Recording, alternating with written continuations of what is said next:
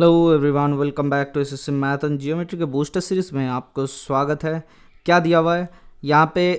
एक circum circle दिया हुआ है ए बी सी के, जिसका सेंटर ओ है। ईसी एक टेंजेंट है, तो ये ई बना लेते हैं। ईसी एक टेंजेंट है at the point of C. Angle B C E के वैल्यू 60 डिग्री, इसके वैल्यू 60 डिग्री दिया हुआ है। A B equals to B C. A B मतलब ये वाला स्ट्रेट लाइन। अच्छा, दूसरे इंक से कर लेते हैं। A B equals to B C, ये वाला स्ट्रेट लाइन, ये वाला स्ट्रेट लाइन सेम है, मतलब ट्रायंगल का दोनों भुजाएं सेम है। ठीक है, तो ये एक आइसोसेलेस ट्रायंगल दिया हुआ है। हाँ सर, थोड़ा सा अभी तक यहाँ तक समझ लेते हैं। हमें क्या निकालना है? फाइंड द शेडेड रीजन, इसका एरिया निकालना है। तो कैसे निकाला जाए सर? इसका एरिया क्या हो जाता है सर? 16 pi minus 12√3 upon 9। अब ये कैसे बोल दिए सर? देखो ध्यान से, ठीक है, ये याद रख लेना। हम थोड़े से बाद में इसको मैच कर लेते हैं, क्या ये आता है कि नहीं। इसको इधर भेज देता है, ठीक है। तो देख लेते हैं पहले हम लोग क्या करते हैं। ये अगर 60 डिग्री होता है तो हमें क्या मालूम होता है? ये भी 60 डिग्री होता है। कैसे आता है ये थोड़ा सा समझ लेते हैं, ये ज्योमेट्री वाले क्वेश्चन से समझ जाएंगे। देखो हम लोग एक काम करते हैं, ये दोनों को जोड़ देते हैं, या फिर ये यही जोड़ देते हैं। अच्छा ठीक है, नॉर्मल ये जोड़ देते हैं। अब ध्यान से देखो, अगर ये 60 डिग्री है तो ये कितना हुआ? 30 डिग्री।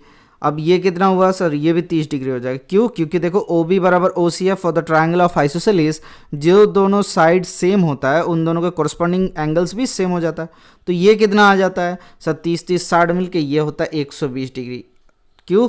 क्योंकि ट्रायंगल का तीनों कोनों का साम होता है 180 डिग्री। तो उनमें से दो कोण मिला के कितना चल गए सर? 60 चल गए। तो 60 माइनस कर देते तो कितना पड़ा हुआ है सर? 120 डिग्री पड़ा हुआ है। ठीक है, अगर ये 120 डिग्री है तो पेरीमीटर एंगल क्या हो जाएगा सर? उसका आधा हो जाता है 60 डिग्री। तो यहाँ तक समझ गए। अगर यहाँ पे 60 डिग्री है तो ये भी 60 डिग्री होना अनिवार्य है। क्यों? क्योंकि देखो ए बी बराबर बी सी दिया हुआ है आपको। ठीक है, जब तक ये क्यू क्वेश्चन नहीं करोगे मैथ में तब जाके आप सीख नहीं पाओगे। तो ये 60 है तो ये भी 60 है। ठीक है, ध्यान से देखना, ये अगर 60 है तो ये भी 60 है। अगर दोनों कोण 60 है तो तीसरे एंगल भी कितना हो जाएगा? 60 डिग्री। क्या हो गया ये ट्रायंगल सर? ये एक इक्विलैटरल ट्रायंगल हो गया। यहाँ तक समझ में आ गया इक्विलैटरल ट्रायंगल। हाँ, अब देखो ध्यान से, हर एक साइड इसका कितना हो जाएगा? 4 सेंटीमीटर करके आ जाएगा। तो इसका हाइट कितना हो जाता है? हाइट हो जाता है √3a/2। √3a/2 मतलब 4/2। तो 2 कट गया तो 2√3 आ जाता है सर। 2√3 आ जाता है। ठीक है, तो ये आ गया हाइट। इसका सर सरकम रेडियस कितना आ जाता है सर? इसका 2/3 तो कितना आ गया? 4/√3। यहाँ तक सही है, क्लियर। अब देखो इसका एरिया क्या हो जाएगा? जिसका रेडियस जो पेरीमीटर मतलब पेरिफेरल जो रेडियस है सर्कम सर्कल है, इसका एरिया कितना हो जाएगा sir? Area of the circum circle कितना हो जाएगा सर? πr²। पाई मतलब सर 22/7 इंटू r²। आर बराबर सर आपका 4/3, इसका 4/√3, इसका होल स्क्वायर। तो कितना होता है सर? पाई रखते थे हमने, पाई लगा के क्वेश्चन का सॉल्व किए थे। तो पाई रख देते हैं। तो पाई इंटू 4×16/3। ठीक है, खत्म कहानी। ये टोटल सर्कल का एरिया आ गया। अब ध्यान से देखना, अब ट्रायंगल का एरिया क्या हो जाएगा सर? ट्रायंगल का एरिया होता है √3a²/4। तो √3 आ गया। a² मतलब a कहाँ है सर? 4 सेंटीमीटर दिया हुआ है। तो 4×16/4, तो 4 कट गया तो 4, तो 4√3। ट्रायंगल का एरिया कितना आ गया? 4√3। तो हमें कितना मिल जाएगा सर? इन तीनों शेडेड रीजन का मिल जाएगा। कैसे? कि सर्कल से हम लोग ट्रायंगल को हटा देते हैं। तो पाई इंटू 16/3 माइनस 4√3, ये हो गया टोटल। ये टोटल अगर शेडेड रीजन दिया हुआ रहता तो, क्योंकि ये एक सिमिलर टाइप का इमेज है।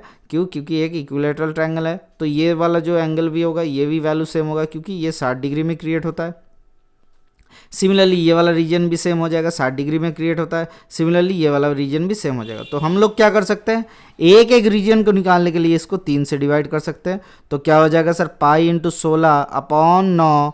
अच्छा, 3 से इसको गुना करके 3 से नीचे भाग कर दो। तो नीचे 9 कर देता है, 3 से गुना करते हैं तो कितना होता है सर? 12√3 माइनस 12√3। क्या मैंने आपको यही कहा था? 16 पाई माइनस 12√3/9। ठीक है, ओके। अगर किसी तरह से डाउट आ रहा है तो आप कमेंट सेक्शन में बताना। Thank you, bye bye, stay tuned for the next class.